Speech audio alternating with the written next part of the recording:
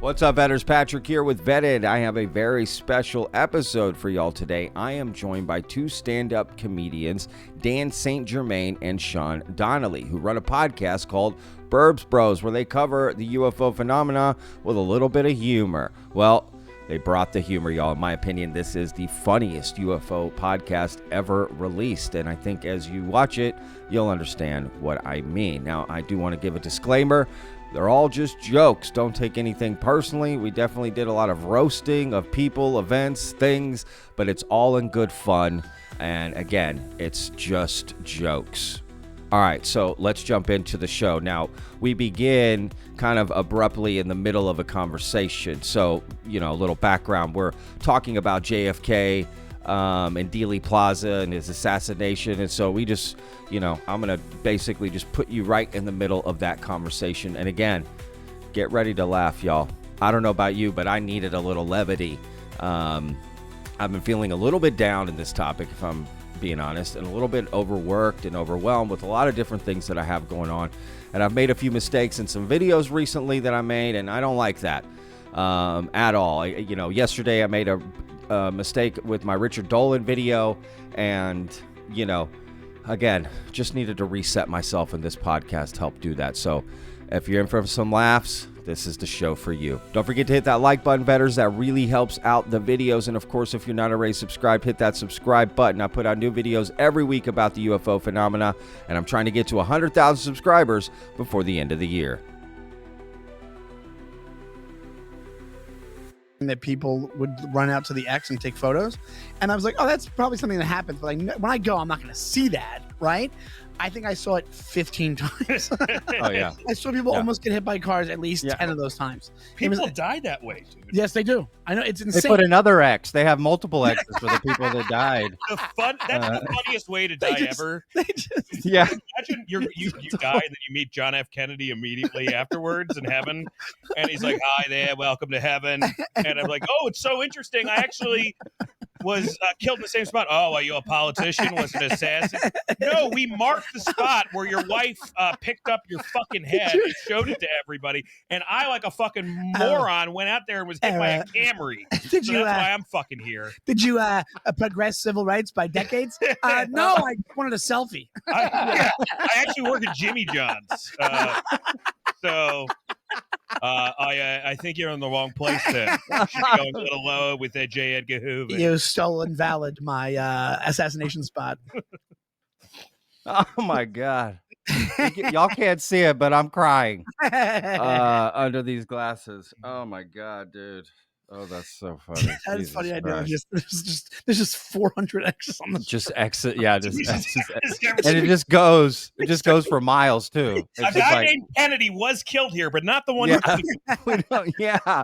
Do you differentiate? I guess you make it red. There's 1,500 tours a day. Just all the different dead people. Just becomes a game of tic-tac-toe. They start putting O's in there. Oh yeah, that is funny. Okay, I didn't go to the museum though, but yeah. Oh yeah. They have actually a lot of weird museums. I used to live downtown Dallas, right by Dealey Plaza, so I would walk by it on my way to work, go there all the time. And I was always think about that. Like I live right now, I could see it from my window, like where JFK got shot. Right, the greatest conspiracy of all time. Yeah, I was in Dallas recently because I was writing for Monday Night Raw. But the last time I was there, before that, I was there as a comedian. This place, Dallas Comedy Club, shit out Ruth, and they have the George W. Bush Museum, and I went to that, and that is like a children's museum. There's like fucking blocks and like pictures that he drew. Like you're walking, I'm like, who drew this? A little kid, and you realize it's George W. Bush. One of his paintings or something? It's one of his paintings in the cafeteria. And then there's like pictures of him and his dad and stuff. And then there's a room where they're just cunning. They just count money from Baghdad. It's like that scene from Casino. It's like that room from Three Kings where they're just putting gold in bags. Yeah, all the gold. Yeah, that's an underrated movie. Great movie. Oh, very underrated. Maniac of a director, apparently, but great movie. David O. Russell. Yeah. But I really like I Heart Huckabees. I think that's super underrated. It is. I think that's a really good movie. Look, guys, let's jump into some shit that I have for y'all. Okay. We're Because excited. y'all have no idea what I have prepared. Oh shit! All right, so I got a bunch of questions that y'all are perfect as comedians to give the answers to, and then later on, what we're gonna do is I'm gonna tell y'all a very famous UFO story, and we're gonna kind of go in chunks, and I'll just get your take on each part as we go through, if that makes sense, and kind of get your Love take it. on this particular story. Yeah, let's do it. Blocked, and I'm in the zone, Patrick. I like. This is Dan in the sun. You know what? If you're fat, wear a hockey jersey. By the way, you have no idea how fat I am in this thing. It's a cool You really can hide yourself in that. That is a good point. You're a little man Yeah. under here. Yeah. All right. This is you've probably never been asked this question. If aliens landed during your set, would you roast them, try to get them to heckle the crowd? How would you handle that? I if aliens landed during my set, I think you have to say something about the alien landing.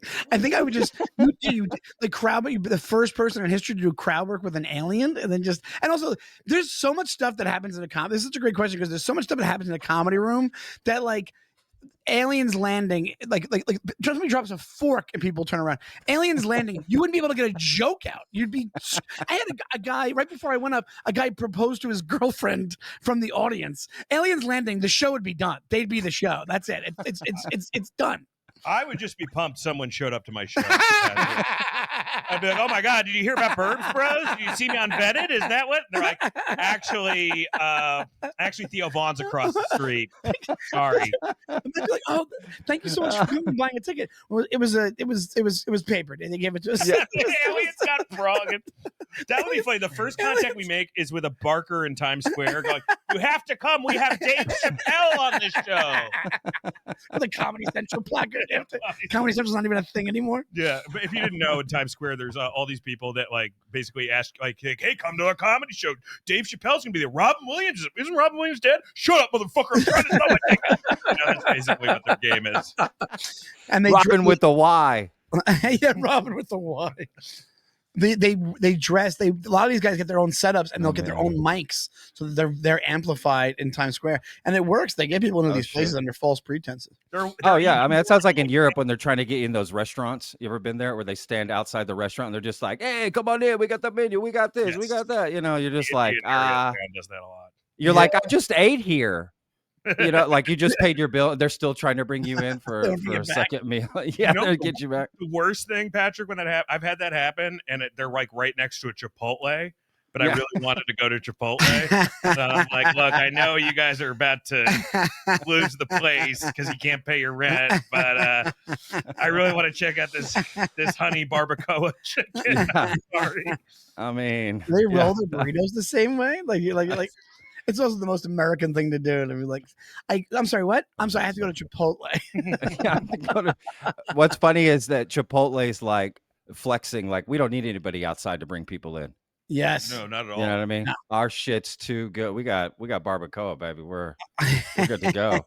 You know, I think it would be kind of funny if an alien did show up to the set and you just completely ignored it. You just acted like they're not even there, and everyone's just kind of like looking at you like, what's going on? What the fuck? Yeah, and you never know, like that could what situation that would happen where it's like nobody would notice. Everybody notices. Everyone would look. Yeah, absolutely. No, but you just kept doing your set. You're just like, you just keep going. In Kill Tony, no one would notice an alien. They would be too busy calling like a Puerto Rican the N-word to notice the plebeian in the back. The plebeian could be going, we're right here. And they're like, yeah, but there's a fat chick in the front row. We got to get to her first. If it was just an alien comes out in a wheelchair, they notice. Yeah, if it happens to be like an overweight black alien or an alien with a learning disability, then they'll Tony Hinchcliffe would have to be like, look at this midget. It'd be like something edgy. Yeah. Oh, you just do chemo? You just it's like we get it. We get it. I swear. All right, keep going. Oh my god. Okay. This is interesting. What's the funniest thing you think an alien might misunderstand about human comedy? I don't know. Good question. It seems like, there's not been one, that's a good question, Patrick, because, I read that John Mack book, Abductions, and obviously Sean and I and you have read so many of these goddamn abduction stories. I can't remember, and you know way more than I do, Patrick. I can't remember one story where an alien or an extraterrestrial or an interdimensional being had a sense of humor. I remember them being nice or sometimes cold or mean. That's funny. But never. Have you heard of one that was like hilarious? They never show up with a hand. He was hilarious. Like, I've never heard like a guy like gets to the operating table, they're like, bend over. Just joking. We know you think you're gonna. We know you think that we're gonna probe you. We're not into that. We have TV. I'm kind of along the lines of Dan because I go right to Galaxy Quest when I think what they would think, and I think they wouldn't get impressionists because they're like, oh, you're lying about who you are. Like they're like, we're so they say it is future humans. They're like, we're so far beyond the pretense of acting and being phony, and we're all one big on the hill of telepathy and we're in consciousness. We don't have to be somebody else. And then somebody comes out with like their Trump impression, or they're like. Or they're Christopher Walken, and they're like, "What are you doing? Like, we don't understand. Larry the Cable Guy isn't really Southern. No, tell it, say it in so." So that's interesting. That I think he's right. That's so funny. There's never a story where they come down and they just like kind of like drop their pants. Or they don't even like, not even like a little woman. They're like, oh, sorry, I got to put this probe in. My fucking supervisor Nemo up there. Jesus Christ. Yeah, when you're a hammer, every problem's a nail. You never see him like have just fun banter. Yeah, there's not you never, even though the Greys are supposed to be the worker aliens, you never hear them complain like a union worker would on Earth. They're never like, I got to work a double today on this fucking ship. God damn it! They're gonna replace me with Mac and me if I don't fucking get this converter done. Mac's whole family. What's so funny because I'm so into Zog, I just got done with Andor, which is incredible if you haven't seen it yet.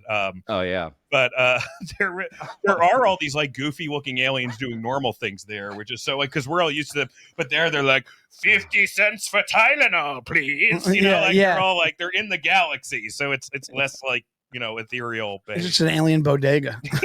there are so many bodegas in Andor. It's crazy.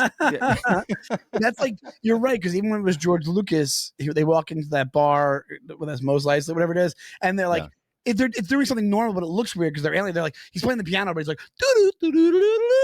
it's not like him playing Billy Joel. He's like, boop, boop, boop, boop, boop. It can't just has to be like alien music. It can't just be like normal. Like, hey, you have any Springsteen? To be fair, that alien doesn't black out and start yelling at his assistant halfway through Piano Man. So at least a plus on that. The alien never drove a car into somebody's house. Yeah. Oh my god, that's what's something we don't see. We never see like a drunk alien crashing and being like, "Oh fuck, Doris is gonna be so pissed." You never wrong planet. But sometimes funny. Like you'll hear the stories of them wait, do you have who's the guy Jason Sands everyone thinks is a liar now? He'll be like, do you have Trillium or something like that? Oh, we don't have it. Fuck. But you never just see them doing anything human of like, oh god, like this sucks. Absolutely. I always ask when they say, "Oh, there's a hidden base under this mountain, or there's an underwater base." I always ask, "What are they doing all day?" Yeah. What do these people do all day? I mean, do they have, just like I was saying, do they have regular jobs? Are they like what the fuck are they doing all day? Do they watch TV? I'm sorry, J-Rod apparently is funny. You know that guy Dan Burrish. He says J-Rod is funny. He says like J-Rod he drops jokes. He said he's funny as hell. That's what he said in that interview. He didn't give an example. Like, that's why I imagine it wasn't that funny. Is he funny because he thinks he like talks funny, like you're laughing at him, or he's making jokes and he's funny? Does that make sense? Like J-Rod, the alien, was just laughing at all his jokes to get him out of the room, and he thought that, oh yeah, he's hilarious. It's like when someone laughs at you, you're like, that guy's funny. It's like, no, you think you're funny. Is J-Rod funny because he has the name of like a black WB 90s sitcom star? Oh shit! J-Rod's house. Oh J-Rod done did it, and then everyone's like, "Oh shit, J-Rod!" Just losing their minds. He slept. Oh, bro, Martin as J-Rod, like Martin as J-Rod. Yeah, it is a cool name, J-Rod. I mean, I guess. Yeah. I guess. Yeah. It's That like, alien's white. His name's Jared. yeah. Yeah. Oh. Okay. If you had to write a joke for an alien audience, what does that look like? Like, hey, Are you doing like physical humor? You think? I Do you mean, think it's that hard would enough for me to translate? play Latino audiences. You Yeah. know what I mean? Like they look like when I get up in front of a Latino audience, they're like, "This guy's got no confidence." So I can't do it with humans, let alone fucking. Look at him wearing that hockey jersey, hiding his figure. the more we talk, the more it looks like Patrick's interviewing two ICE agents. No, we voted Kamala. We voted Kamala Harris like fucking idiots. We voted for the sister-in-law of the Uber executive. Oh shit. Like I was trying to like think what it would be like. I think you're right. It'd have to be like a silent. Like you can't try to appeal to the aliens. You have to be yourself. You can't be like, I just got in from Earth and my gleep glops are killing me. Like, it's. What if they laugh weird? They're just like, and you're like, oh fuck, I don't even want They this. laugh like they're orgasming.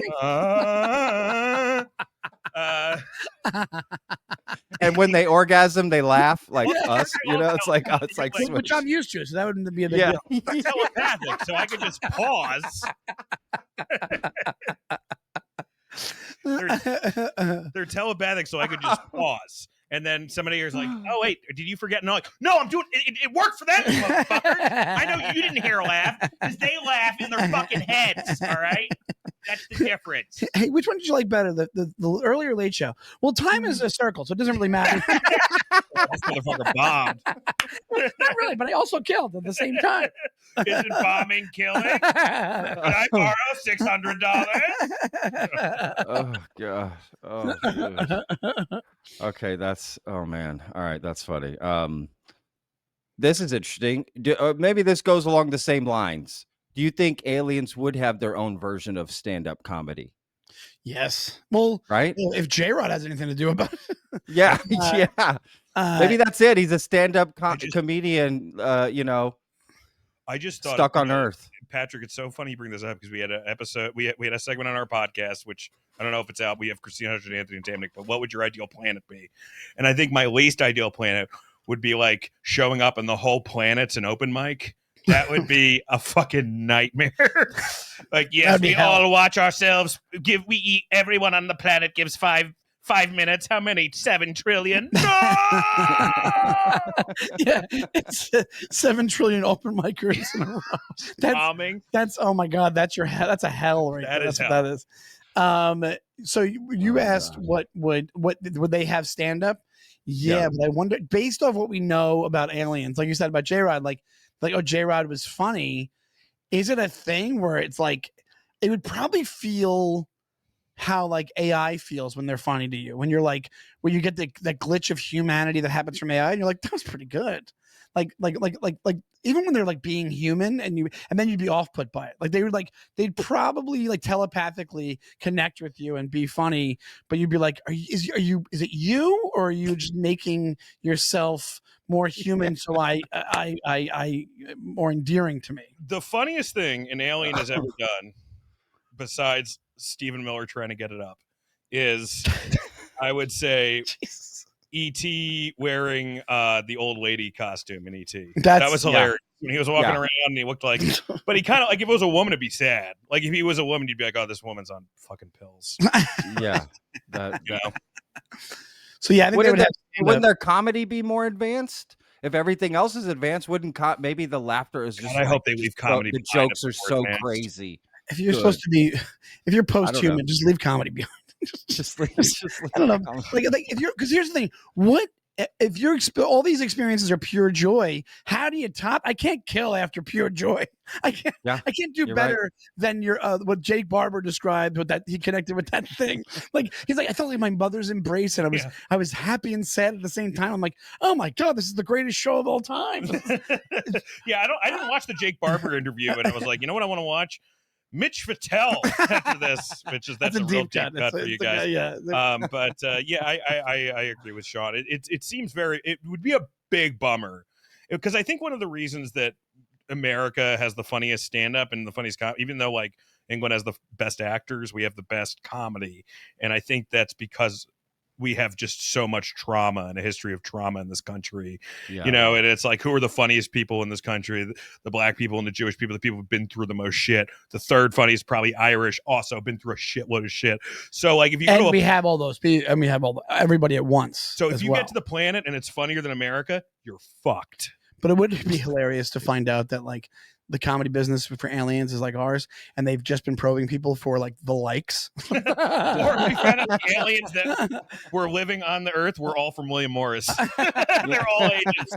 That would make sense. Oh, this is why you guys are so bad at parties. Oh, I got it.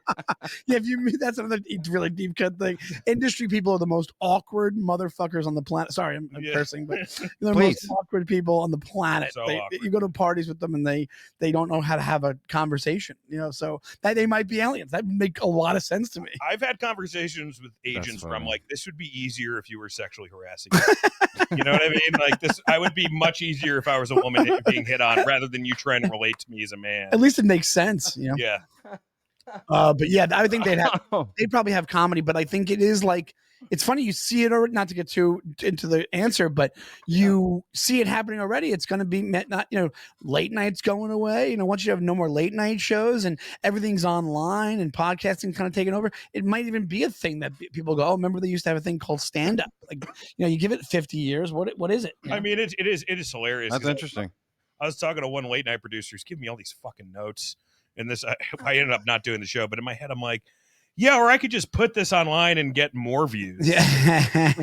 You know what I mean? Like at this point, it's like I go look at I mean, I'll just say, look at the Tonight Show sets. They're all like 20 or 30,000 views, you know, like, and it's like, then you have somebody who's like, I'm Captain Queef. And it's like 500,000 fucking views. So it's like the gatekeep, like when you see that people are making a comedy and that the gatekeepers have nothing to do with it, then it usually means that part of comedy is over. And dude, to give you an idea, like what I just said about comedy going, like stand-up going away, when you can look it up now. If you look at the Fallon videos on YouTube, the one like him playing darts with like Rihanna gets like 1 million views.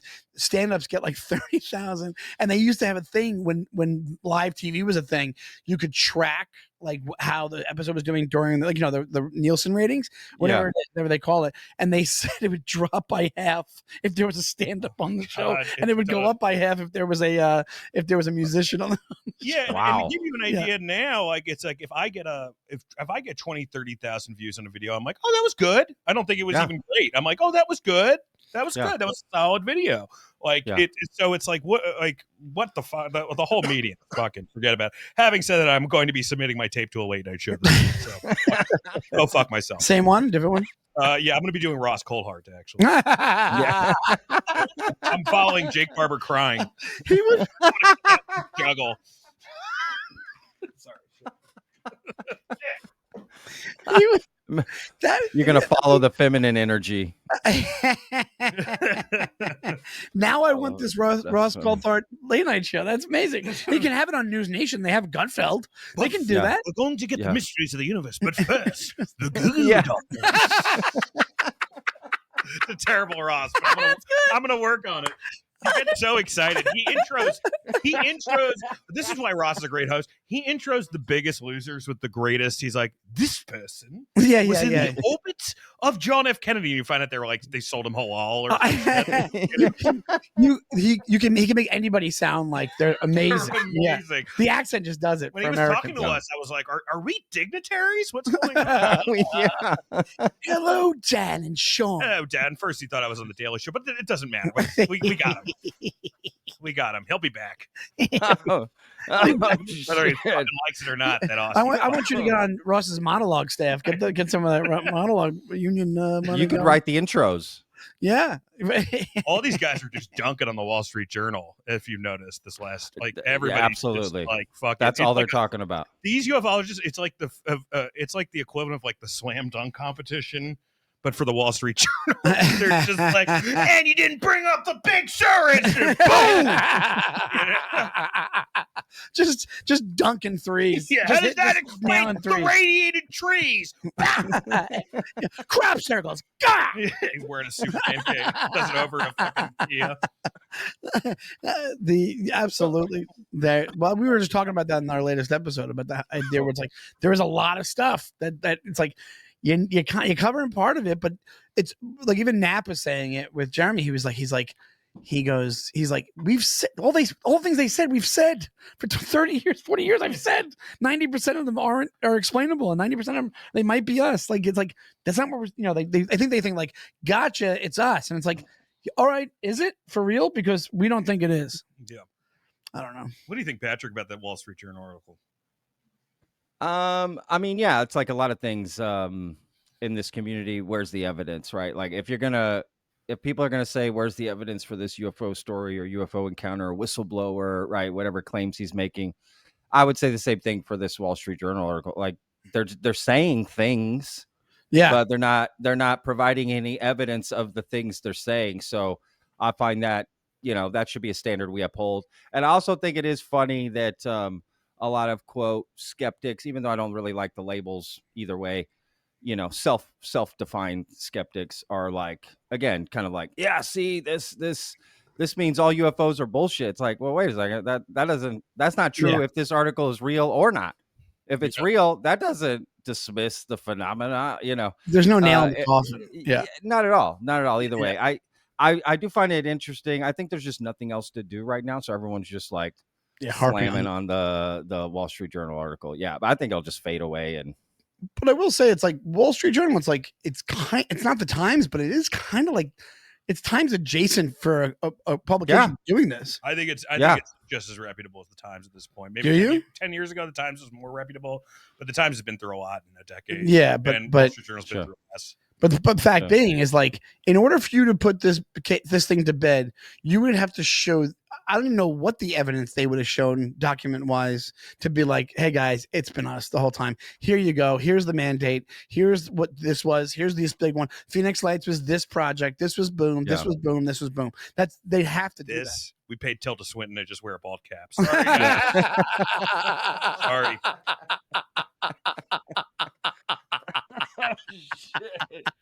I love Tilda Swinton too. She's a great actress. She always is great. She's amazing. She's amazing. She's great. Michael Clayton. The truth is, you know what I noticed? If you're a weirdo in everything, you're an excellent actor. Like her and Chris Walken are always good. Did you see that there's a thing online? Really, I want to go back to your questions, Patrick. But Christopher Walken saying that Bugs Bunny is one of his biggest influences as an actor. I see that. He would pretend. He said he would be Bugs Bunny, right? Like as characters or like channel of Bugs Bunny.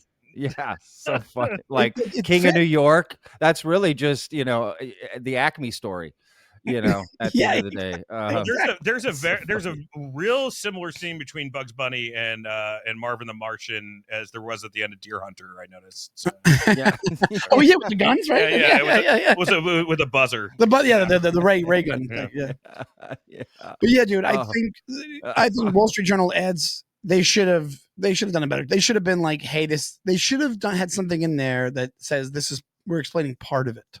This could be the case. Like you have to remind, hey, disclaimer, remember guys, there's a lot of projects you don't know about that the government has. So if you had that, you'd have more street cred right now and you wouldn't be as destroyed. But you have people that kind of just, like you said, just dunking on you with all these facts about things that have been just, complete, like known for how many years, I was talking to my Discord today about this, like with this article. It's a great example of just mainstream media in general. Any story they do, especially bigger ones, that they don't ever provide any evidence for what they're saying. They just report, maybe sometimes on news, right? They'll show some video of something or whatever, but especially print, like it's just, here's a story, no evidence. And I just, the mainstream media is like fucked themselves for many years now where they're not trustworthy and they just rely on their credibility. Just trust us. We're credible, 60-year institution, blah, blah, blah. And that's to your point, Patrick, I think that, if you read that Wall Street Journal article and then you read UFOs and nukes and you see how much fucking sighting is in UFOs and nukes, and how many people he talked to, and how many things he double checked, versus this fucking Wall Street Journal article, you would have thought that, oh, the UFO nukes were the Wall Street Journal guy, and vice versa. Yeah, we have more research done. Yeah. Yeah, absolutely. Yeah, and it's a great point you were just making about it. The idea that it's like, hey, what's good for the goose is good for the gander. If you're gonna say there's no credible evidence on the Grush side and this, which you could have a point. If it's a lot of it's hearsay, sure. If you want to say that, cool. But on the other side, you're gonna debunk it with evidence. At least the Mick West guy will be like, here's the schematics of the plane that I think this is. Here's this. I did the research. You can't just say things. Totally. He provides all that. About Kirkpatrick during him, which I can't believe they left it in, but they're like, Sean Kirkpatrick tried to reach out to David Grush after his hearing, but Grush refused, saying that Kirkpatrick was compromised. Which apparently didn't even happen. Grush responded to that on some show, and he said, he never reached out to me or something, right? Wasn't it? I forget what it was, but there was a whole thing. He did, like, other people with Arrow reached out to him, and he communicated they were going to set up a meeting. The people showed up at whatever place they were going to meet, and Grush just didn't show up, and then later emailed and said, like, I'm just not comfortable with y'all. I don't trust y'all, essentially. So that's it. That's where it stood. I mean, based off this, it's like, I don't blame you. Get him. it. Yeah, exactly. You don't blame him. Oh, I've heard so many crazy David stories Grush about has been Arrow. the most legitimate person I've seen talk about this, most likely. And like he was saying, Fravor is to me, like Fravor comes off so just regular, so straight up. But the other thing with the Grush, the idea that the weird thing is this. I think what I keep having in the back of my head when it comes to Kirkpatrick is if it is Blue Book all over again. It's like, the balls on them to think like this same playbook is going to work, especially now with like the public is so much more sarcastic and read into this stuff, right? Yeah. And know these things coming a mile away. So the fact that they're like thinking like, we'll just do that whole Blue Book thing again, but we'll call it Arrow. Devil's advocate. We just bombed Iran. We're not great with long-term memory in this country. You're right, but that's not Cloak and Dagger. This is supposed to be Cloak and Dagger, yeah. And it's like, yeah, same exact playbook, same exact down the line thing that you're like, and then but what this guy, because he has more credentials, you think, than the average schmo, or the guy that did the report back in the day that literally told the guy, he's like, I'm just making this thing go away. I forget his name. This is from like what report? Talking about Paul Hynek? No, that's J. Allen Hynek. I mean, J. Allen Hynek. No, that's his son. Hynek was Blue Book, right? Yeah. And the guy, there was a guy that was putting a report together from the history of the UFO stuff where he told multiple people, he's like, I already made my mind up. Like, he was like, I'm done with this. He was going to interview. It might have been Hynek's boss for Blue Book. It might have been who you're talking the guy about. Who created the committee. Yeah. And had Hynek do the finding out, and he was like, yeah. I'm already done with this. I just forget his name. This is like probably 50s, like 60s, whatever it is. Yeah.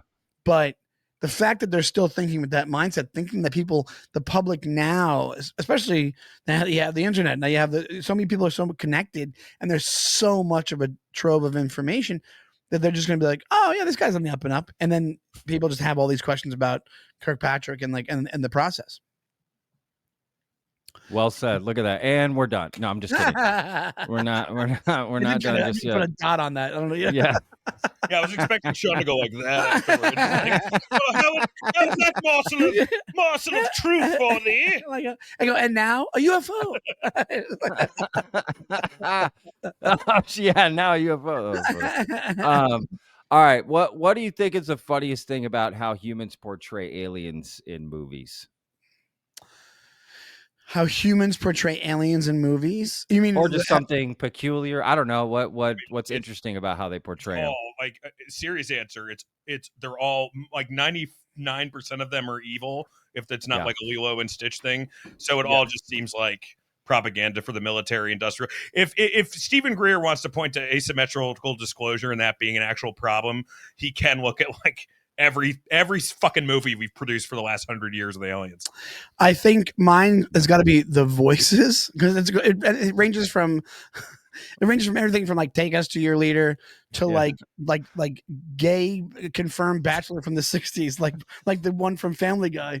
It's just like, oh, It does a little. like there's no alien that shows up in one of these things or TV movie that's just like, hey guys, what's up? I'm an alien. Like, it's just never like, hey, what's going on? What are you guys up to? Like They're all RuPaul out of dress. Like when RuPaul's a dude, that's like what every single alien is. Yeah, it has to be like a thing, like, something to the voice. The greatest alien movies are like Alien. Like it's just a monster. It's the monster. It's a monster. Yeah. That's the best one. Yeah. It's a monster. Well, what about Arrival? Arrival's cool. great. It's monsterish. That's a monster. They're not malicious. Yeah. I would say that's a true alien movie. Yeah. Also, just like when you think about Close Encounters and Jacques Vallée was like the advisor on that, and then you watch Arrival and you hear about like the whole people's theory about time and the consciousness thing, you're like, maybe they have some good thoughts on what is the actual real truth. Like the whole time is circle thing is like the being if you saw it, you haven't seen it. Spoiler alert, but that being the ending and that the fact they went that way with it, I'm like, maybe they had a team of people on this thing to make it really seem believable. That's interesting. Such a good movie. I would say that's probably true. Yeah. That's kind of interesting. Yeah, that whole idea that whether it be movies or television shows that that somehow they're being informed to sort of soft disclose right to the public. But if that's the case, then why are they making them all scary ass aliens? Well, that's why they throw in like what was that one called that what's his name did? Paul? Was it just called Paul? Paul, that was great. Or Family Guy or do you know what I noticed when after 2017, I don't know if it's because it was on my brain because I got so into it, the article, and I dove in, but maybe about 4 years ago, or maybe a little bit less, there's a lot of alien commercials, a lot of UFO themed. There was. Yes, it was tons of them to the point where I'm like, this isn't me just noticing it because I'm into it. I'm like, this is a lot. This theme is a lot. And it wasn't even like anything was going on. It was before the congressional hearings. Not that they would do that, but I'm saying it was before Fravor. It was like after the article, but it was like in the middle of like all what's going on, and there was tons of like Pizza Hut or like a Snickers commercial with like an alien, or like the thing where the whole punchline of the commercial is somebody gets abducted after going to Home Depot, whatever it is. And it was like, but it was a lot. Like it would be like a lot of commercials in the day. So I'm like, not that I'm saying that's a play as well, but hey, you never know. If this stuff's a play, why wouldn't that be? Yeah. Like, what about music? Why don't they ever do it in music? Why is there no soft disclosure of music? Like, what's the most famous alien song? Like, I don't know one. Close Encounter, the piano they play to get. Yeah. Isn't there an urban legend too that actual craft showed up during that Close Encounters? Really? Is that I think it's like one of those. It's like like when they say everyone died on The Exorcist, and then some people you're like, oh, his 90-year-old mother died, and you're like, well, I mean, that could have just been a strong gust of wind. Yeah. There's a ghost in the window and 3 men and a baby. Yeah. But the that's a good cut there. But no, I will say this. I just lost my train of thought, but I think that they. The music disclosure, they don't have many alien songs, but the one that was people don't know about is Flock of Seagulls. That whole album apparently is about like UFOs and aliens. They have like space age love song. If you listen to the lyrics of that popular Flock of Seagulls album from like the 80s, a lot of it is based off this stuff. Are we saying that Flock of Seagulls could be Pleiadians? These tall whites just hanging out. I mean, his hair was fucking crazy as fuck. You know what I mean? What they called the British music invasion of the 60s. Yeah. I saw that joke's punchline go up to that craft, actually. It actually went right up. Well, they do have the Bird song, Mr. Spaceman. So that's sure. I mean, there's David Bowie, right? Yeah, Bowie. Yeah, but you're right. There's but like Kanye West isn't dropping like disclosure. Like nobody's accusing Kanye West of bringing disclosure like that Steven Spielberg or this guy or that guy. No, he's bringing something. They go Jesus more. They go aliens. Bringing something. Yeah. But then you have Tom DeLonge like snaking it in Blink 182 songs and like all right, Angels and Airwaves, and that's obviously. fair. That's actually that's definitely fair one. Real quick with him, it's so funny how these things like peter out. Like we talked about Lou Elizondo the other day. so he's in it. He gets out of it. He starts to the stars. It's an endeavor that's supposed to be media and science based. I think he's completely genuine in the effort. I guess they ran out of money. He goes back to Blink 182, but you don't hear him talking as much as he did. He had a lot of stuff to say while he had the company, but now you don't hear from Tom DeLonge. He said he had all sorts of meetings. It's almost like the Robert Bigelow thing, where Robert Bigelow, it's almost like, are these guys finding something out and then moving on to something else because they've got the information they need? Like Bigelow, I think he found out something and then he stopped UFOs. And now he's doing consciousness and after death studies, and he's putting a lot of his money into that. I think what they're realizing is the consciousness part is a really big piece to this puzzle. And I think that they're like, hey, somebody made me believe that I need to switch my focus, you know? Yeah. Oh, that's interesting. Yeah, I don't know, who knows, but I'm just saying, like, remember Tom DeLonge he's the reason, he knew about a lot of these guys. It is the only. I remember seeing that Rogan interview. Do y'all remember that when he came on Rogan? And I was like, what the fuck, Blink? What the fuck happened to this guy? What is he talking about? But I was fascinated by it. People were roasting him. I remember when that happened, and this is way before I was super involved with or even interested in UFOs, because I've only been doing Vetted like a year and a half, Yeah. So I was like, whoa, what the. What is Tom DeLonge talking about? Like, well, he met a general in a diner that told him, like, we found a body. I was like, what the fuck? This is crazy. Yeah, he made a lot of claims. Remember, I told you he called it gods with a small G. He said they've always been here, and I think that he found out something on that front. I think that he something made him believe, like, it's not what I thought. What it was? What? $300 million for a Blink 182 tour. They found they found a body, and then it was actually Travis Barker playing grass. But it is crazy. Oh, shit. One of the guys becomes foremost fucking alien expert. The other guy becomes a Kardashian. I've worked with Mark. He's like the nicest, most normal one out of all. But it's like, do these guys do they have anything in common? Do they hang out or talk at all? Well, Mark never mentioned aliens once to me. Well, you know what it is, because I think that's why he, like, not for lack of a better phrase, I think he alienated himself within the band. Hey, come on! That was by accident. Strangely enough, Comics Unleashed, the one comedy show Sean hasn't been on. So. I'm gonna be honest, they're coming back. Coming back. Well, there we go. But the point being is, I'll see clips all the time where you can tell those guys. I don't think it was like a Van Halen situation, but you can tell they're like, so it wasn't really great for a while, and we kind of we stopped Blink, and then these guys did their own thing, and then Tom called me when my mom died, and now we're back together, and I'm like, oh, they hated each other, and then they realized, let's make some cash, and then he's not as bad as the guy I thought he was. That's exactly what it was. Absence made the heart grow fonder, like that kind of. They were all the small things. Don't worry.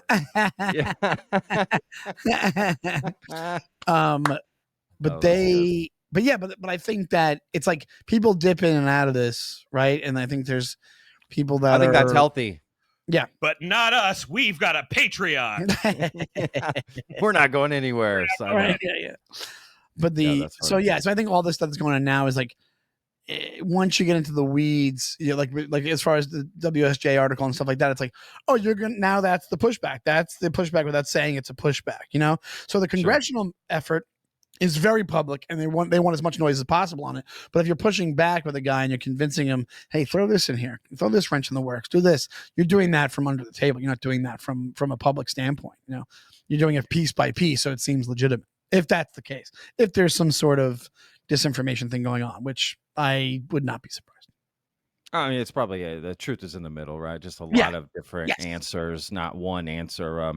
There's supposed to be a hearing here in July, probably in the next 2-3 weeks. In Dallas or DC? In Dallas or in DC. Look at me, in DC. Yeah, I mean, Dallas, like we all know they're Mexicans. Well, Dallas is actually pretty liberal. Outside of Dallas. I guess downtown. I know that it probably already happened, depending on like Luna, like the Secrets Task Force, like they did with Grush. They had Grush's. It'll be 2 years this July for Grush. That was 2 years. July 2023. Wow. So are they saying what the witnesses are gonna be yet or no? No, because I think the first hearing they had, we knew about the witnesses beforehand with Grush and all that. So the next hearing was with Elizondo and Mike Gold and those guys, right? They kept that to the chest till right before Schellenberger, because people were harassing.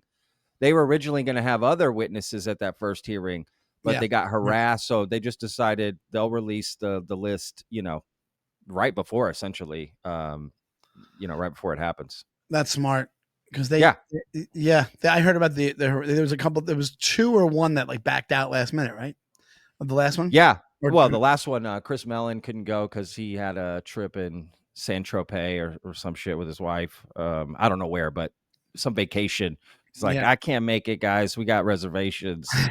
And I forget. Let's take the urgency off it a little bit. If they're like, sorry, I want to get to the truth, but Marco Island is calling. Exactly. It's like, wait a second. What? You can't make it because, you know what I mean? You're going on a cruise? We're going to Coachella. Yeah. Sorry, I can't make it. I got Springsteen tickets. But that's so. But can't make this. What'd you say? Oh, wait. No. Oh, I thought you were saying. I think you had an issue with your thing. No. It's fine. But you look like one of those like so. Chris Mellon's a guy that's a perfect example of that, where it's like you are on the. But then when you see these faces over and over again, you're like, people just get used to these guys, and then what happened, like even Lou Elizondo, where it's like they get used to him, and then he has a couple of missteps, and there's mistakes made, and people go, the minute a mistake is made, people go, you're bullshit the entire time. And Chris Mellon, a guy like that, it's like that guy seems completely on the level to me.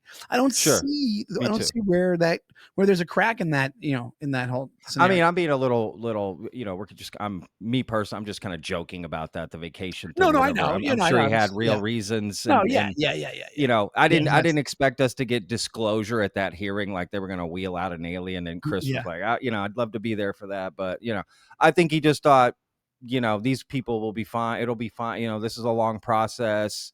Have other commitments and blah, blah, blah. And I mean, at the end of the day, he has done so much, and what is he really going to bring to a hearing? Than what he already did. Yeah, he's not a witness. And then I want to get people in these hearings that have literally touched bodies. I say forget craft, because that could be easily thought of as, you know what I mean? US That's a little more ambiguous, I think, to me. But bodies, like if you get an alien dick in your hands, I think brother, I think about it all the time.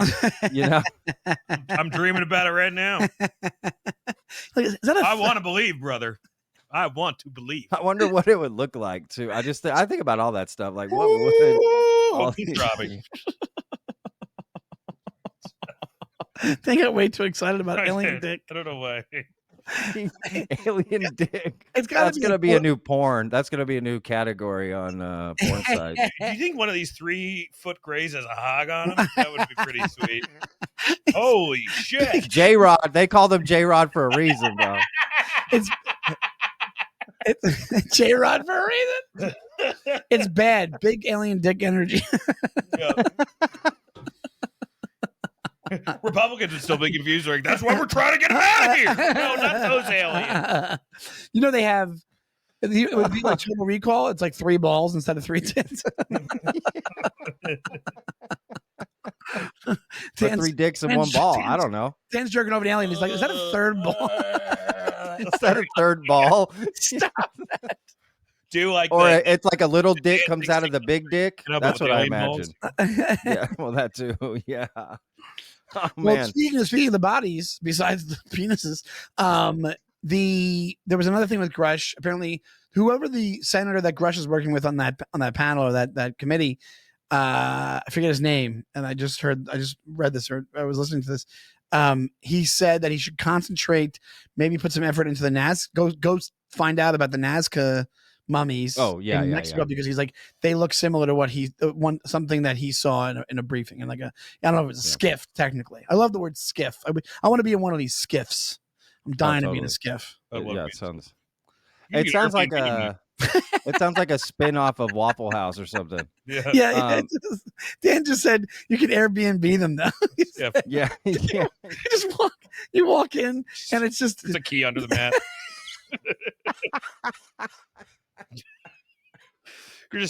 you get in there and what's his name? Danny Sheehan's already there. He just lives there. Like, hello.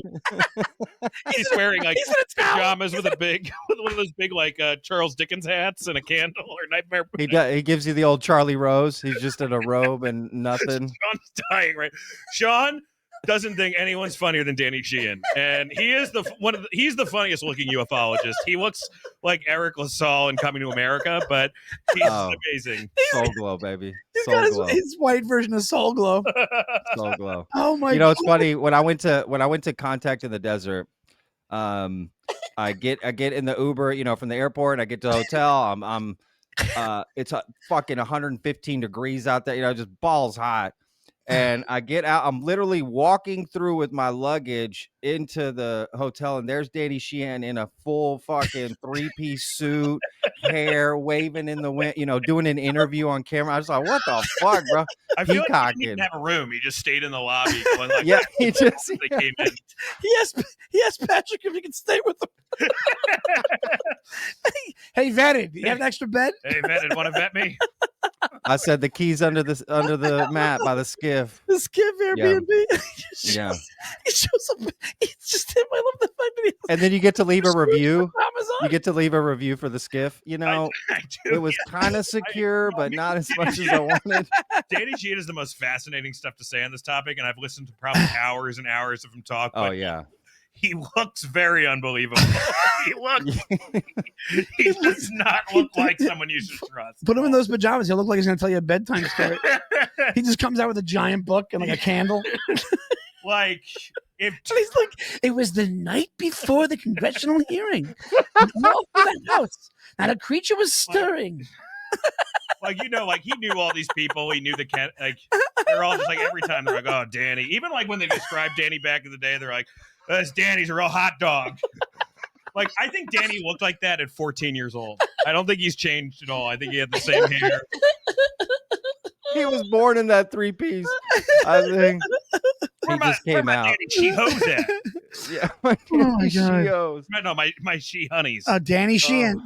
Guys, Danny asked for extra homework again. Oh my God. Oh. God damn it, Danny. Oh, Danny Sheehan, the curls are oily. Oh man. No, Danny, I love Danny has an interesting style for sure. But that's what I like about him. He's just I don't know. He's fast. He says things. He says the most bonker, batshit, crazy shit I've ever heard, but with the utmost confidence. Yeah, I've ever. You know what I mean? Comedy world. I'll say that much. He would kill it. But there was that thing that he was representing somebody who talked about. It was on the Daily Mail, but it was the guy. He said he was representing I don't know. I think it was. I don't know if it was like a higher up. I think it was like a infantry guy, whatever it is. But he said that he was part of some group that went into one of these craft. Remember, there was like 40 feet, and you walked. Yeah. It was like the size of a football stadium. TARDIS. One of the most. What's it called?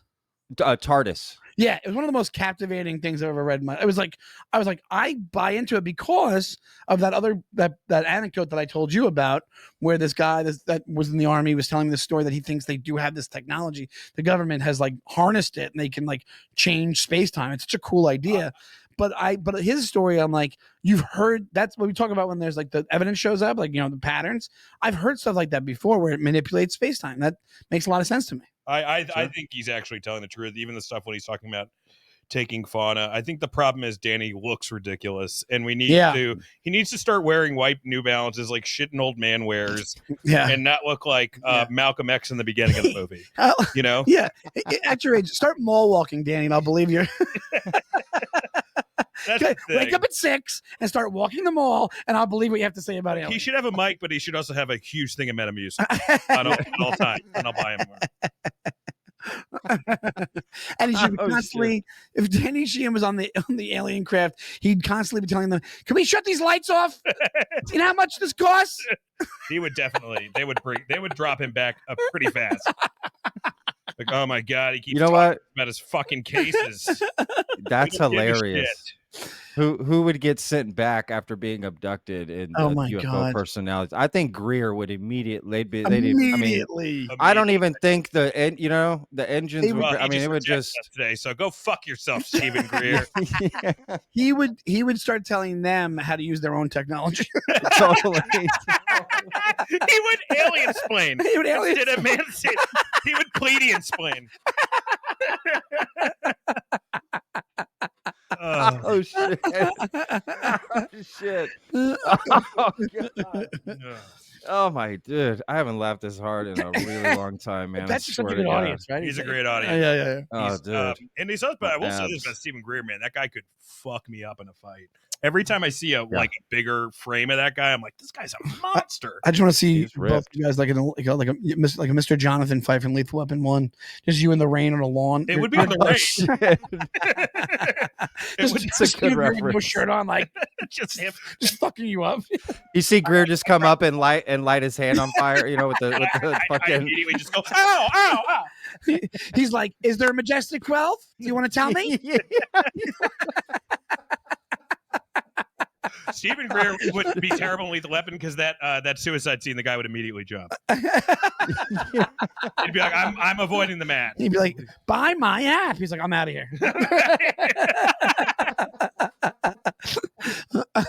He would get dropped off in 20 minutes. Stephen Has Greer. your wife or husband left you? Then Stephen Greer's weekend is perfect for you. Please. In the gift pack, you'll get your ring back. Who I don't know. I actually think the rest of them would be pretty excited. I think Lou Elizondo would be a good hang if you're an alien, right? I He think was a bouncer in fucking like Miami, I think. I'm not surprised at that. No, he has the body of. He has the soul patch of many bouncers. He looks like he'd I be think a his soul patch bouncer. is gone now, but yeah. He looks like a guy that wants to tell you can't come into this place. Yes. He's like if Guy Fieri had a Cuban filter, you know? Yeah. bro, he is the Cuban Guy Fieri. Guy Fieri. He's Cuban Guy Fieri. I think Grush would be okay. Grush would be like, I think, excited. Lou Elizondo's just like Disclosure Town. Disclosure Town, man, dude, that's hilarious. Disclosure Town instead of Flavor Town. That's the problem. They're never gonna abduct ufologists because we won't shut the fuck up. If we got abducted, we'd be like, oh, did you see that? Did you see that? They're like, oh fuck. I mean, what do you expect people to say if they get on board a spaceship? I mean, you not freaking out, like wanting to touch shit, look at shit, do shit. I mean, unless they're sticking something where it doesn't belong, I say I want a tour. Yeah, absolutely. Immediately. And also, that's why they also have to they have to bring you on sleepy so you're not being annoying with all the cool shit they have on the craft. You know what? That's a good point. Like, I was in a room and then another room. It was just these two rooms. They can't see the skee ball machines. They'll have too many questions about them. That's so. What if originally when they abducted people, they did let them, they didn't drug them, they just brought them up, but then it just got so annoying, you know, and they were just like, dude, every time we bring them up, you know, let's just drug them and pretend like we probe them. Yes, absolutely. It's like Lost with the others. They only show you certain parts of what they do. Yeah. They would. Because it's all it is when you hear about those things. Like, remember what was the one with the Whitley Strieber woman? He's like, there was a room full of kids. Just taking. Well, I watched fucking Communion twice for this fucking show, which we both watched, and there's like a point where they bring in. Yeah, there's like little kids from the Great Depression or something. Is that what it is? Well, they're like I think they're from the 50s. Oh, I didn't realize that. I saw it, but I didn't realize. Like older costumes and stuff like that. I don't know, man. Yeah. Willie's a crazy guy. Yeah, but I'm trying to think who else would do well. Tom DeLonge, that'd be a good hang, I think. Absolutely. What do you think? Yeah, he'd be. He's like, let me play you a song. I mean, I don't know what you else could he beat was. that. Yeah, I think they would all be. What's his name? Bob Lazar might be a tough one. That's interesting. I see a lot of staring. A lot of staring. I mean, it's all right. I haven't been able to do this impression on our podcast. I don't think we're gonna get him so fucking. Who, Bob Lazar? No, this is my impression of Bob Lazar, the pimp. Sorry. Hold on, let's hear. I gotta hear it. Where's my fucking money, bitch? Where's my money? Don't make me send George Knapp. Where's my fucking money, bitch?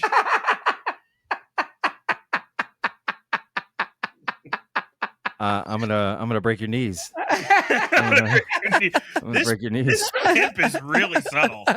Yeah, this pimp is really subtle. How do they know he's a pimp? Well, he had rockets on the back of his fucking pimp car. When he came up.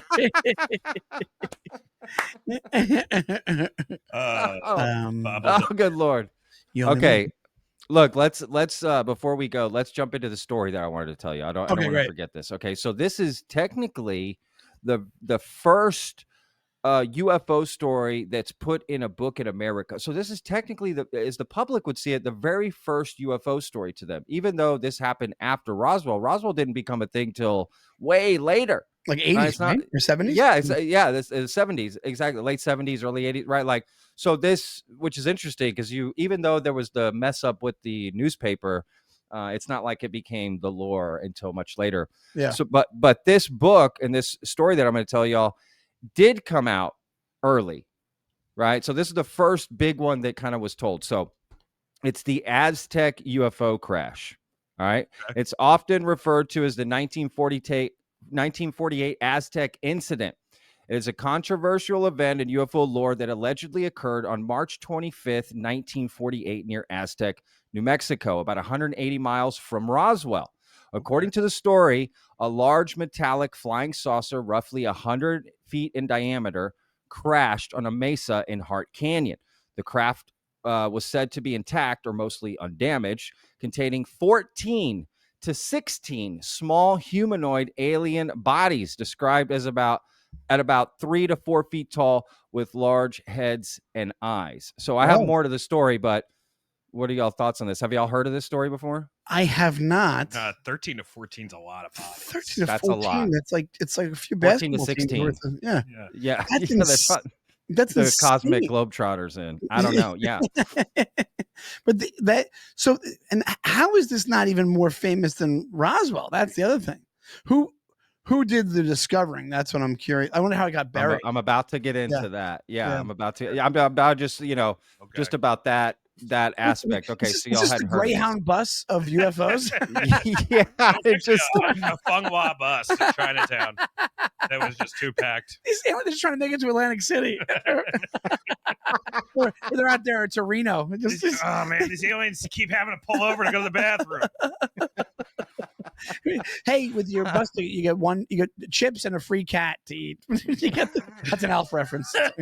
Yeah, I mean, like some of this we do have to. A lot of these stories are just drunk guys getting lost and finding trash. Let's be honest. Like, well, but you don't find trash 14 alien bodies. Well, it depends on where you're partying, I guess. Yeah, I don't know where you partied, Sean, but that's how we get it down at. You ever partied in Dealey Plaza? It gets nuts. It gets hairy. Yeah, it gets hairy. Yeah, but this seems like the budget version of like the craft. So does that mean if there's only a couple of these aliens on your craft? Does that mean it's like first class? Like it's like the 1%ers like flying here. Yeah, for the 1% flight of UFOs. He got the UFO spirit flight. Like they actually would have had bags, but it would have cost extra. They would have survived. Yeah. Well, that's funny I don't even know if it says if they were alive. The craft was said to be intact, containing 14 to 6. So were the aliens alive? Guess we're about to find out here. Okay, let's see.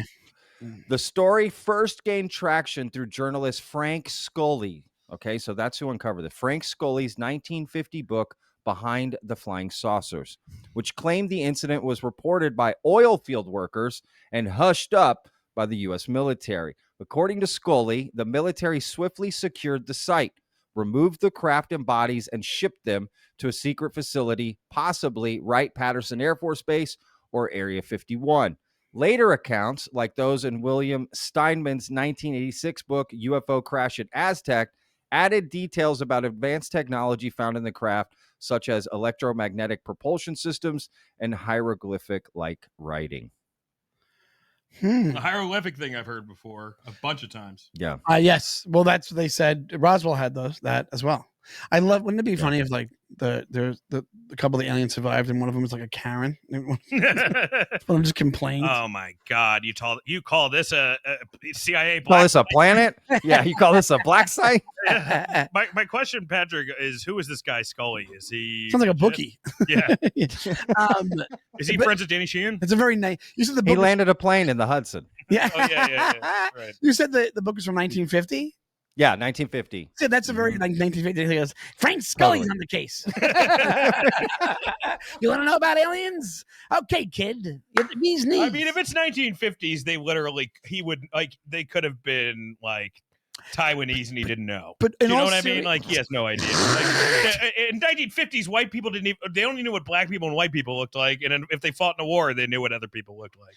That's it. Oh my God, he got confused not- with Taiwanese little boys. They were just a bunch of. They were actually being flown to Kevin Spacey's house. when he was a kid. When he was 3. Damn, he started early, bro. Frank Scully solved the case. Like it's called sex tourism. By the way, could you imagine a worse thing than a alien craft full of 12 to 14 landing on Puff Daddy's house in a summer in the 2000s? He's like, "Oh, we gonna party," and they're like, "No." Just baby oil. Just fucking, The baby oil. Yeah. they bring in their own. Bases in the back. Didn't they wear like alien spacesuits in that video anyway? Yeah, they do. Missy Elliott got famous for dressing like an alien. That's true. Oh. So they had 2 books written about this. This is a well-known case. And you remember the X-Files, Agent Scully. That's where the name came from. Oh, wow. And is it thought of, because I never heard of it, is it thought of as a really credible case that really did get buried? Because I've been into this for a while. I don't think I've in passing, but I think I should know about every detail of this case. There's so many cases. No, in fact, in the most recent Richard Dolan interview on Jesse Michaels, they talk about the Aztec case, which is why I brought it up. Yeah. Because I just its significance as the first real kind of story to go viral in the United States about a UFO case that hadn't happened before, and so in a lot of ways you could look at it how it like a television show or think Reservoir Dogs, right? Creating a new subgenre, right? Like creating a new something that people are going to copy, right? Moving forward, right? That's like the first one that's done of its kind. That's what this story. So many people look at it like, this set the stage for many other stories that may have come out right later. That makes sense. These were the first time these things were told. Robbery of UFO abduction stories. Yeah. Yeah. Oh, yeah. People think it's credible though. I don't know myself. I mean, this goes in the, I don't fucking know bucket, but if you think about it, it's interesting.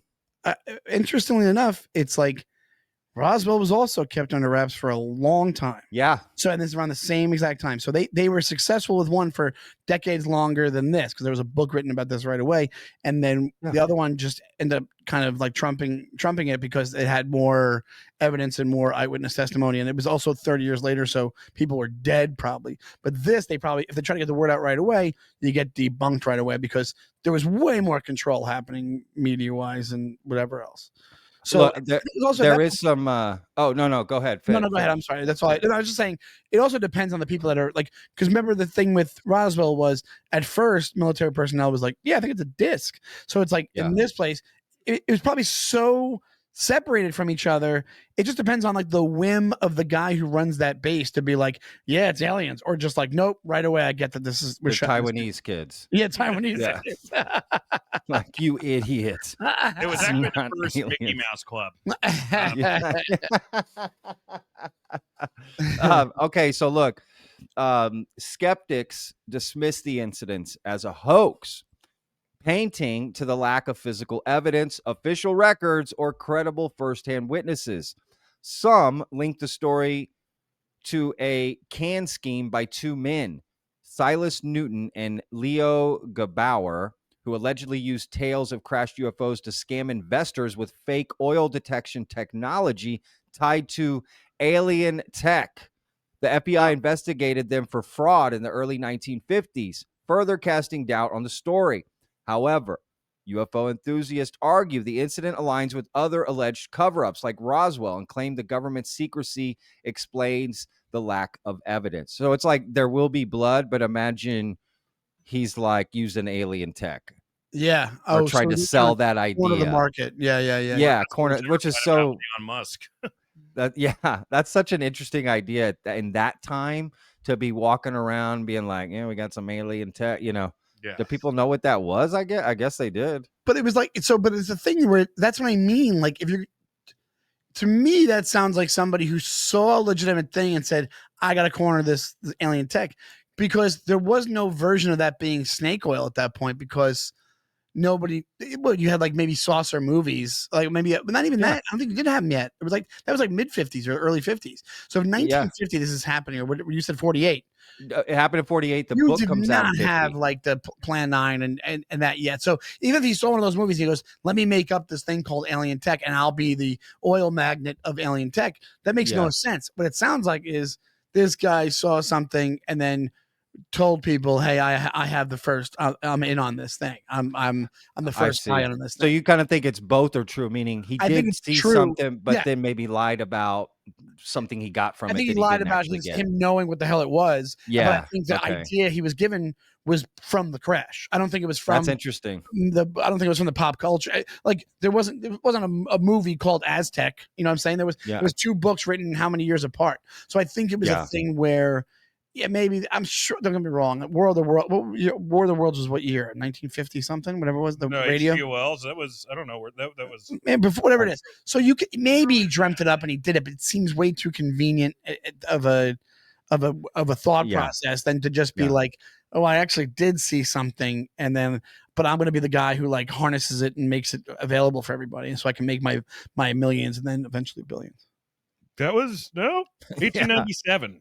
1897. Oh, really? Yeah, it's real. It's old. The book. radio show that you're The radio The thing. radio show was later, but I think that was like Then there was 40s though. 40s. Then. Yeah. So yeah, it's okay, yeah. possible. So it was in the lexicon. It was in the public eye, but Sure. not to the level of like to make that leap. Yeah, maybe somebody dreamt it up. Maybe he did, but I don't know. If I was a guy writing a book and I had enough information, I don't think. But if I found out it was a scam, especially back then, they were like, "A man's only worth his word." You know, like way more like Totally. Because you could just lie. yeah, You didn't have social media. You could just go to the next town and have a new family at that point. Yeah, You you're could right. just say, yeah, you just have a new name. I mean, you could Yeah. just give whatever name you wanted.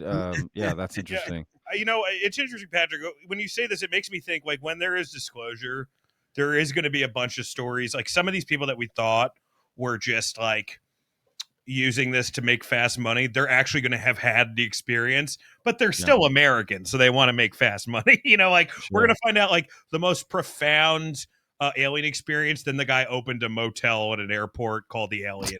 You know what I mean? Well, Like, look at Roswell. Look at like these people that around it. I mean, in the Brazilian one, Virginia. Yeah. I think it actually happened, but the town was like, hey, we can help the town out, and I can open my UFO motel and I can do a thing here. And then Roswell does the same thing. It's like an all alien themed town. I mean, Area 51 has that too. If you go out to Area 51, they got extraterrestrial highway. You go to the little alien, they got a UFO out there and an alien you can take pictures with. And the you thing can go up to the gate of Area 51. It's like, yeah. So it's one of those weird. things where it's like, does that mean it didn't happen at all? Or is it just a reaction of the place? Sure. You know what I'm saying? Like it's like, after the fact. And I think it's after the fact. I think it happens. And then people go, oh no, now we get to like kind of, make it a thing, Sure. Yeah. Keep the lore alive, keep the story alive, make some money off it. Yeah. Why not? Absolutely. So Aztec, what ended up happening with this Aztec case? That's just where it is now. I mean, people, that's not like a bunch of new information or anything has come out. It's just kind of like looking back at Roswell, right? Like the information's there.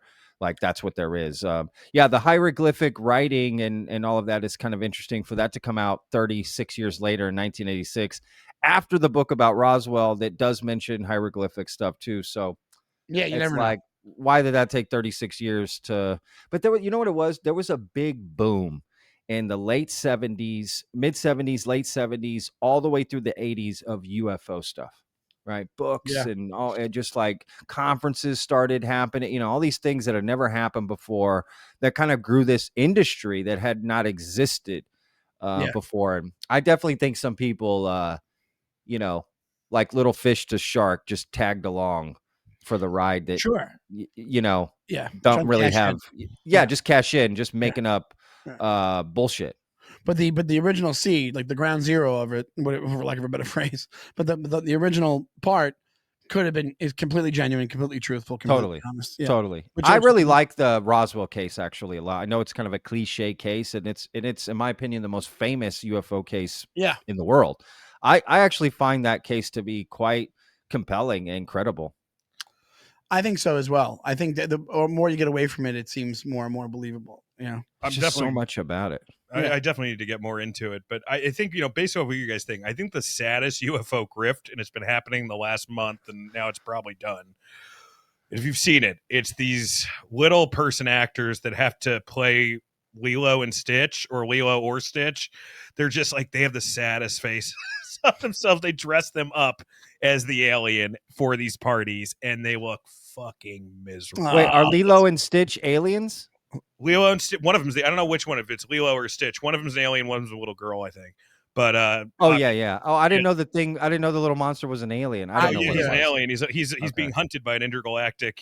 And anyway, it's giving our little person spoilers saddest economy ever. Because they're in blue. I would be sad about that too. Especially because one of them was like, I wish you just put me in the Blue Man group like I wanted. But I guess I got to do this shit. One of the things that made me think that the Aztec thing might be credible is you mentioned how Richard Dolan talked about it, and I'm like, he's pretty straightforward. Richard Dolan, pretty believable guy. Very believable guy. And I think does his due diligence and really cares about things, and I think also has a bullshit meter on a lot of this. I think he knows knows a lot of information about this world. So if he's talking about it, there's probably some meat to the bone there. I agree. Yeah. Well said. Well, look, that's it for that story and everything. Final thoughts, guys. What are you?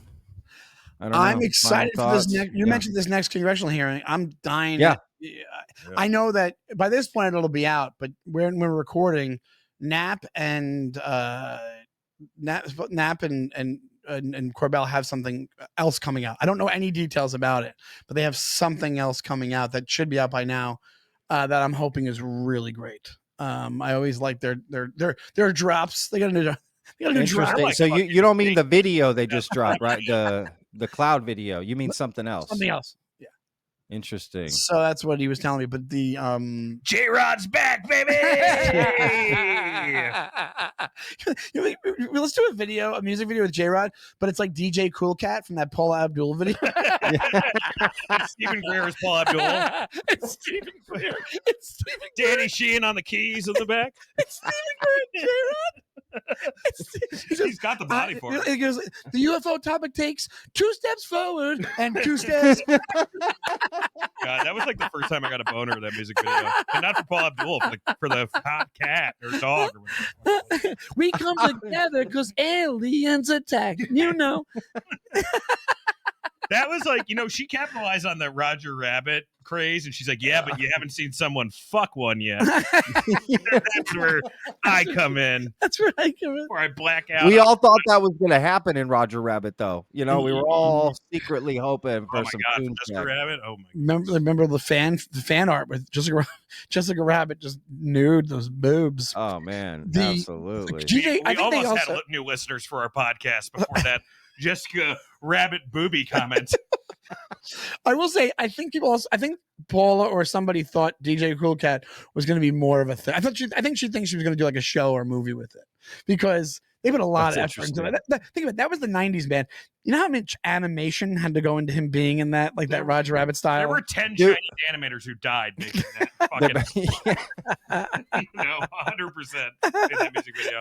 There's some daughter of one of the guys. He's like, my father died making DJ Cool Cat. He brought disgrace to my family. DJ Cool Cat brought great dishonor to my family. So final thoughts. I'm hoping that the Corbell thing is huge, and then also the congressional hearing. I hope they have really a witness that like I never heard of, and that it really, really brings something to the table. I just hope I have man. Yeah. I'm serious. That's all I want. I just want one experience. He's been that's interesting. Like, this is it. He's just been eating more eggs, just to have some kind of egg experience. Just been eating bad meat, hoping that I'm able to talk. You got an international being? No, it's sepsis. Leave his milk out. Oh shit. All right, I have to ask though, because if I'm watching this, I'm gonna be like, oh what did they just say? So is Corbell bringing out a witness?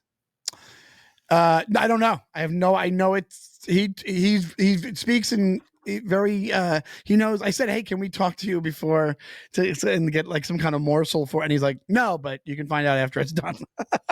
And I was like, Mr. Right. Corbell's been around the block, it seems. He knows our tricks. Mr. Corbell, would you enlighten me with what you're going to talk about? Perhaps a tasty morsel from you, Mr. Corbell. For the Burbs Bros, if you could. And he's like, no, kid. Get to the back of the room. Scram! He said scram. We ran away. At one point, he's like, you know how long He I've been in said this UFO scram. business? Fucking hacks. Yeah, fucking hacks. That is true. We're new to ufologists, so I'm sure ufologists are going to be like, you guys think you fucking know about a rectal probe? I fucking lived a rectal probe for 20 years. Open micers. I remember the 80s and they were hand cranked. Oh, shit. What's been like some of the, speaking of that, like starting this podcast, like what have been some of the more interesting things about starting it and kind of getting it going, and maybe some of the bad things that you've had along the way? Oh, I'll say the good thing, meeting guys like you, we've had incredible, like just to give a plug for a show, we've had amazing comedians like like Mark Norman and Michael Ian Black. We're actually having Michael Ian on again very soon, and Dan Soder, but we've also had some of these guys in the community, like the Ross Coleharts, the George Knapps, the Sarah Gams, the Michael Masters, we've really just lucked out as far as we had Ralph Blumenthal on. We've just got to really pick these people's brains. It's been amazing. Yeah, and awesome. For people that are into it, it's like a dream, dream come true. And then the bad part is that no other comics will talk to us ever again. They don't know. They think that we're in a manic depressive episode, and the bad part is it caused Sean's divorce, and it's working on mine. I'm working on Saint Germain's divorce now. Yeah, how that goes. That's for them, and they try to shift it. We saw the orb go from me to you. We saw No, it's, you know what it is? To be honest, man, like our business, in my opinion, I'm not speaking for Dan here. Yeah. Our business, I'm so glad that Dan wanted to do this show with me, because our business has changed so much. We've been in our business for so long in comedy and whatever regular show business, and the model of it has changed so much for most things in life after pandemic, whatever it is, that this is something that we both have an absolute blast doing. Anything you're in for a while and you kind of see the ins and outs, you might get a little disenchanted. Yeah, I still love comedy, but this is like, it's like being able to like be immersed in our hobby. It's fantastic, and it's new and exciting. And even though I've been into it since that article, I'm never not going to be into this stuff. Yeah, the podcast was originally just going to be like a kind of a dumb people story, it's gonna be a fun podcast, but it was, more like an Are You Garbage? And like after a while, I listened to the Jake Barber interview, and then we had Ryan Sprague on, and then I was just like, Sean, let's just fucking do this hard right. Let's just try this. Yeah. I like it. Yeah, Are You Garbage is I listened to that. I love that. They're show. great guys. They're hilarious. They are so funny, dude. In fact, I just watched an episode a couple nights ago of those guys went on Taste Buds with Sal Vulcano. Oh yeah. The other guy's name. No, that's Hey Babe. Oh, Hey Babe. Taste Buds is DeRosa. Yeah, he's got like a restaurant, I think, in Jersey or New York or something. No, it's around the corner from my house on Lower East Side. He has a sandwich spot. Yeah, sandwich spot. Yeah, dude, I want to go to that spot. But but I saw an episode with Are You Garbage, and those guys was so funny. They were talking about what was it? Arizona iced tea versus Snapple. And I couldn't believe the detail they went into, the arguments they made it was a waste of my life, but the best waste of my life. Like I was just so intrigued, and it was hilarious. Back of you. Unlike the important work we're doing in the UFO quantum field. No, those guys. Oh, shit. That's a very Jersey Philly show that you would listen to. That's a bunch of Philly guys and then I lived in Philly for a little while. I lived in Lancaster as well, Lancaster, Pennsylvania, for a few years in my 20s. Stop bragging. Yeah. I love Amish country, baby. Let's go.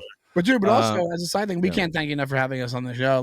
This was so much fun. This was absolute blast, man. I had so much fun, man. And please, mean, honestly, in the near future, come back on ours, and we'll pick something to talk about, and we'll just go off again. Absolutely, man. Yeah, I laughed so much, man. I can't wait to put this out. I was real excited telling people about this, to be honest with you. I was like, oh, you guys can't wait. Thanks, man. I don't get to, I think that, when I promoted the episode we did and I put it in my video, I made a point to something I thought about after I was done with y'all's podcast. I just thought, God, first of all, I love to laugh. And humor's in my regular daily life. That's just I'm all about that. Nice. But I don't think this community has that enough. I think people take this so seriously, and it's so great that you guys bring this mix of levity, humor to a topic that you're clearly also passionate and serious about, and finding that you guys have that balance. And that's, I just think that's so cool, man. I wish the Burbs Bros so much success and growing. Thank you. I mean, without a doubt, dude. That means a lot. I'm jealous. I can guarantee you we're better hangs than Jason Sands. That's all I can. That guy looks like a real rough hang. I don't know. He's got that in on the alien dick. So that's true. I don't know, man. Old Jason Sands time. Yeah. Well, and like we said, open invitation. Come on our show anytime, and we'll shoot. Absolutely. Same here, man. Well, thank y'all so much, man. Thank you, brother. Talk to you soon. Absolutely.